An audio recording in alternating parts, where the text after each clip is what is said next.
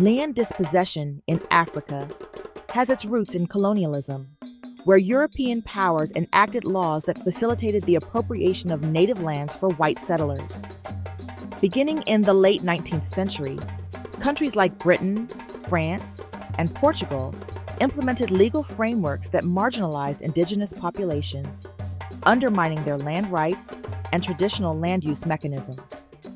In South Africa, the Natives Land Act of 1913 was particularly egregious, establishing scheduled areas where Black South Africans could own land, restricting them to only about 7% of the country.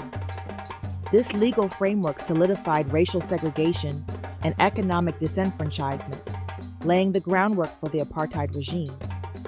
Similarly, in Kenya, the Crown Land Ordinance of 1902 enabled the British colonial administration to declare vast tracts of land as Crown land, displacing local communities and paving the way for settler agriculture. In Zimbabwe, the Land Apportionment Act of 1930 similarly segregated land ownership along racial lines, privileging white settlers. The ramifications of these laws have persisted long after independence movements in the mid-20th century, as many African nations grapple with land reform and restitution issues.